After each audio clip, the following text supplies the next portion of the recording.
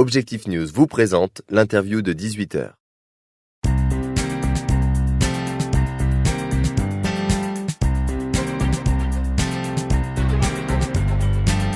Bonsoir à tous et merci de nous rejoindre sur objectifnews.tv pour l'interview de 18h. Je reçois ce soir Thierry Grangetas. Bonsoir. Bonsoir. Vous êtes directeur GRDF Client Territoire Sud-Ouest. Votre mission, en quelques mots, c'est le développement du réseau de gaz naturel avec la meilleure rentabilité possible sur notre territoire. GRDF en Midi-Pyrénées, c'est 9500 km de canalisation et 443 communes desservies. Vous êtes notamment impliqué dans le gros dossier de la transition énergétique dont GRDF s'est emparé. C'est une priorité pour votre entreprise, mais également pour les collectivités de Midi-Pyrénées.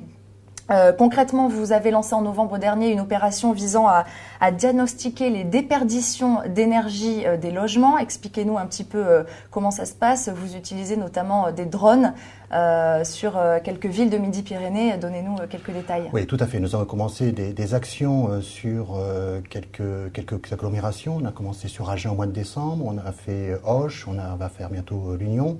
L'idée, c'est de participer à la démarche de la rénovation thermique qui est lancée dans la loi de transition énergétique. Et c'est d'accompagner les efforts des régions en particulier, des départements et d'ailleurs des agglomérations aussi dans cette démarche-là.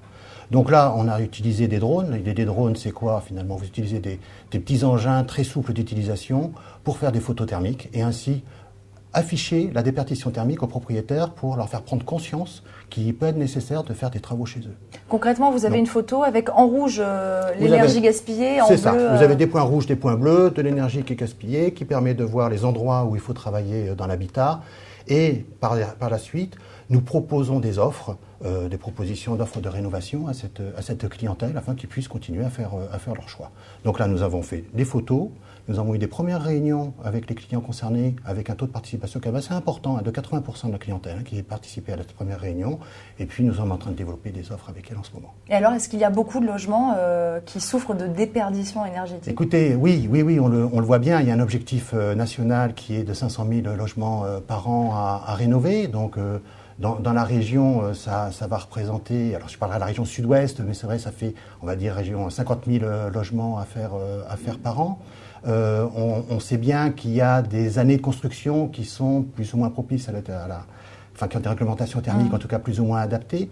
Et on voit bien qu'entre une habitation neuve qui consomme maintenant finalement moins de 50 kWh par mètre carré, on a des consommations anciennes qui sont plutôt aux alentours de 300, 350 voire plus. Donc on voit bien l'utilité de faire des travaux dans ces maisons-là. Vous accompagnez également les collectivités et les territoires dans cette démarche avec les écoquartiers et également la mobilité. C'est un secteur sur lequel vous êtes très présent. Quelles sont les actions de GRDF? C'est vrai. Alors si vous voulez, donc il y a cette offre d'accompagnement sur la rénovation thermique.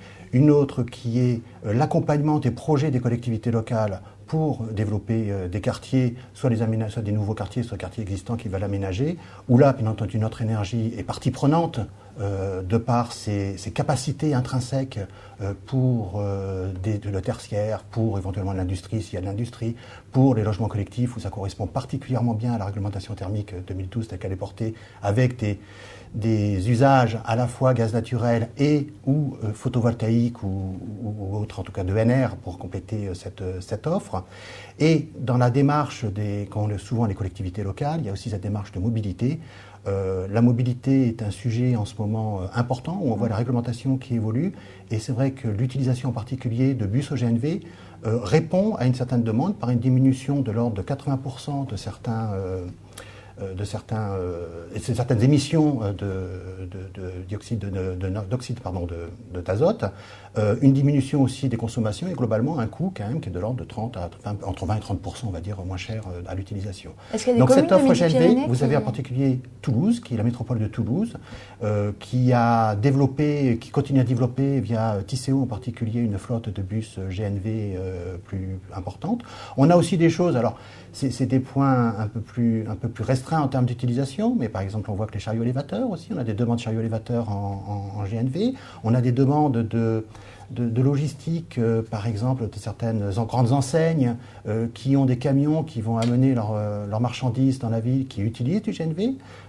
Et puis de manière encore plus anecdotique, par exemple, vous avez peut-être vu, il y a un chalutier qui a été mis en service à Boulogne-Billancourt, alors peut-être bientôt un peu dans le sud-ouest, on ne sait pas, du côté du Pays Basque, pourquoi pas, un chalutier qui fonctionne au gaz naturel. Vous êtes également mobilisé sur la question du biométhane, une question sur laquelle la région Midi-Pyrénées est en pointe. Vous avez signé une convention avec la région. Qu'est-ce qu'elle stipule, cette convention ? Alors, le projet, c'est vrai que la région Midi-Pyrénées est particulièrement en pointe sur les projets biométhane. Nous avons actuellement identifié une quarantaine de projets biométhane potentiellement acceptables, je dirais, enfin, que l'on pourrait accepter en tout cas en injection sur nos réseaux. Sur cette 40 projets, il y en a une dizaine qui pourraient aboutir dans les 2-3 ans. Alors l'enjeu du biométhane, c'est finalement d'utiliser la ressource locale, une ressource environnementale, et la mettre dans nos réseaux afin de pouvoir avoir une consommation de produits énergétiques encore plus environnementale. La convention qui a été signée est une convention d'accord sur la quantité de biométhane que la personne pourra injecter dans nos réseaux, et puis les conditions aussi de raccordement, les conditions économiques des raccordements de ce réseau-là. Donc on espère une mise en service à la fin du premier semestre 2014. Le biométhane, c'est l'énergie de l'avenir ? Le biométhane, vous savez, dans le débat sur la transition énergétique, ça a été l'occasion de développer un certain nombre de scénarios pour les années 30, 2030, les années 2050.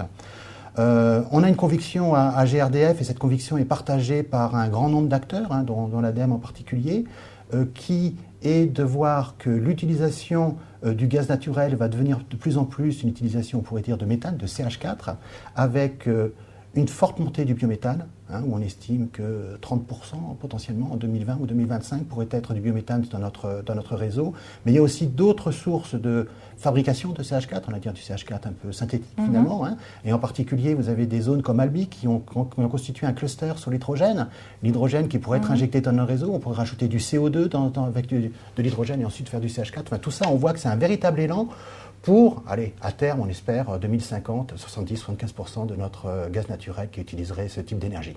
Une dernière petite question rapidement. Comment se porte GRDF en tant qu'entreprise ? GRDF est une entreprise,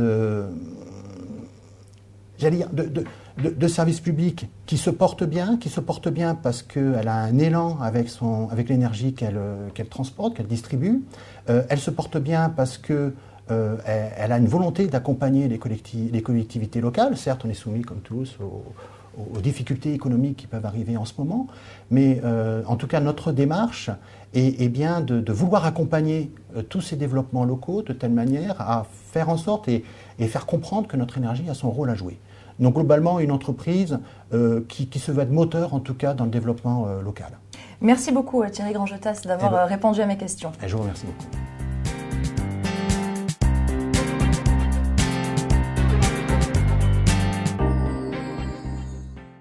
Objectif News vous a présenté l'interview de 18h.